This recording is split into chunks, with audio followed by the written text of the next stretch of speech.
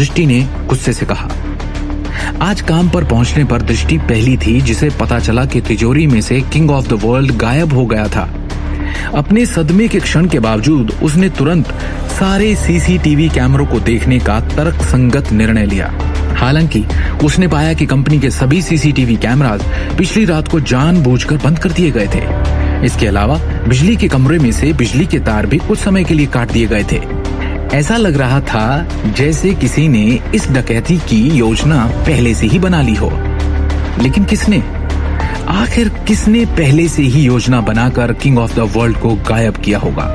क्या इस चोरी के कारण अब दृष्टि का नाम मिट्टी में मिल जाएगा, या शिवम उसके नाम पर उछला कीचड़ साफ कर देगा? क्या शिवम पता लगा पाएगा कि ये चोरी किसने की? वैसे देखा जाए तो मूल रूप से इस मामले को संभालने के लिए थाने में रिपोर्ट की जानी चाहिए थी। ये कोई छोटा मोटा मामला नहीं था। नारंग एम्पायर के टावर, जहां की सिक्योरिटी सबसे ज्यादा टाइट मानी जाती है और जहां एक परिंदे का भी पर मार पाना मुश्किल है, वहां से लाखों का finished jewellery product king of the world चोरी हो गया।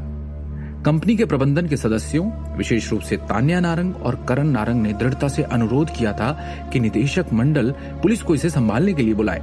हालांकि चेयरमैन विक्रम टोकस ने किसी को भी ऐसा करने से रोक दिया था।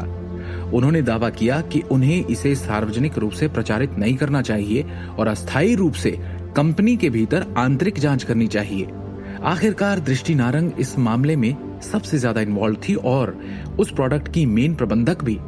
जितना बड़ा हंगामा होगा, उसकी प्रतिष्ठा उतनी ही खराब होगी। अगर परियोजना के साथ ऐसा कुछ हुआ जिसकी इंचार्ज दृष्टि नारंग थी, तो अध्यक्ष विक्रम में भी हिम्मत नहीं थी कि वो स्थिति की जिम्मेदारी ले लें। मुख्य निदेशक दृष्टि नारंग वास्तव में प्रभावशाली हैं। क्या वो हम पर दबाव बनाने के लिए अपनी स्थिति का उपयोग करने की कोशिश कर रही है? करण ने अजीब स्वर में कहा, लेकिन उसका चेहरा गर्व से भरा था। दृष्टि नारंग, तुम कंपनी में अपनी वर्तमान स्थिति को बेहतर ढंग से समझती हो, करण ने हंसते हुए कहा। तुम केवल एक एक्टिंग मुख्य डिजाइन अधिकारी हो। King of the world project की दुनिया को सफलतापूर्वक पूरा करने और गहनों की प्रदर्शनी से गुजरने के बाद ही तुम उस स्थिति को मजबूती से प्राप्त कर सकती हो, करण नारंग ने आक्रामक रूप से कहा। लेकिन वर्तमान स्थिति को देखें तो न केवल तुम king of the world project को सफलतापूर्वक पूरा करने में विफल रही, बल्कि तुमने दुर्लभ गहने भी खो दिए जिनकी कीमत लाखों से भी अधिक थी।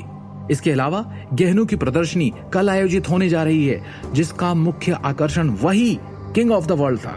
इतनी बड़ी लापरवाही का इस कंपनी को कैसे स्पष्टीकरण दोगी तुम दृष्टि? क्या तुमने सच में सोचा था कि तुम मुख्य डिजाइन अधिकारी की स्थिति को इतनी आसानी से सुरक्षित कर सकती हो? दृष्टि ने अपने होठों को कसकर काटा, लेकिन चाहकर भी करण की बात का खंडन नहीं कर सकी। ऊपरी तौर पे वो मजबूत दिख रही थी, लेकिन उसकी आंखों में दर्द छिपा था। वो हमेशा एक छोटी कर्मचारी रही है और अपने लक्ष्य तक पहुंचने के लिए उसने बहुत मेहनत की है। अपनी प्रेरणा और रचनात्मकता के माध्यम से उसने अंततः कंपनी के उच्च अधिकारी के रूप में पहचान प्राप्त की और उसे एक्टिंग निदेशक के रूप में पदोन्नत किया गया।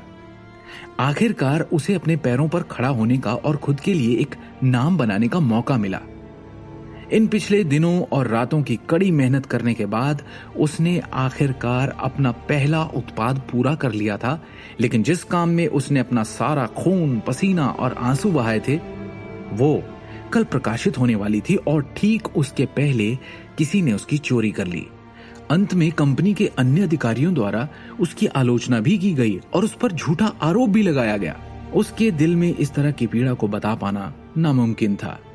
इसे सबसे असहनीय चीज भी माना जा सकता है जिसका सामना दृष्टि नारंग ने अपने जीवन में किया था।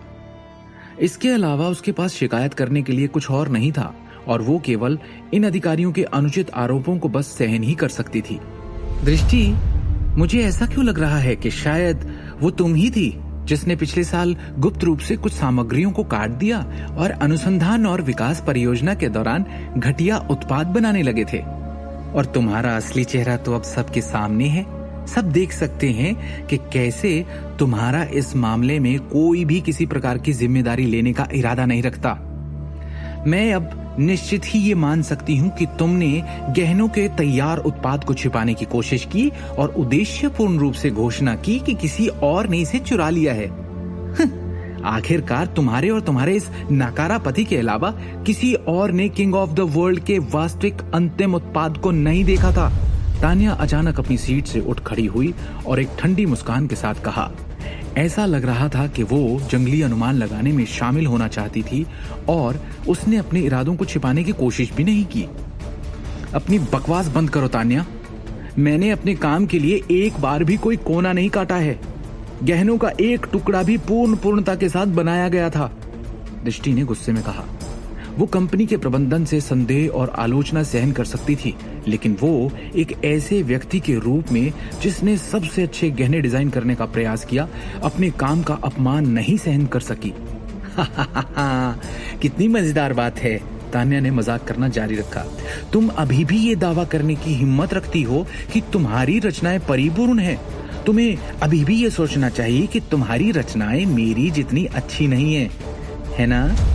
क्या इस चोरी के कारण अब दृष्टि का नाम मिट्टी में मिल जाएगा या शिवम उसके नाम पर उछला कीचड़ साफ कर देगा?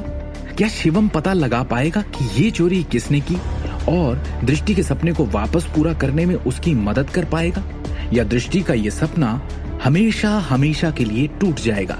आगे की कहानी जानने के लिए देखिए अगला एपिसोड सिर्फ पॉकेट एफएम के यूट्यूब चैनल पर, और शिवम द हिडन वॉरियर के सारे एपिसोड्स को सुनने के लिए डिस्क्रिप्शन में दी लिंक से डाउनलोड करें पॉकेट एफएम ऐप।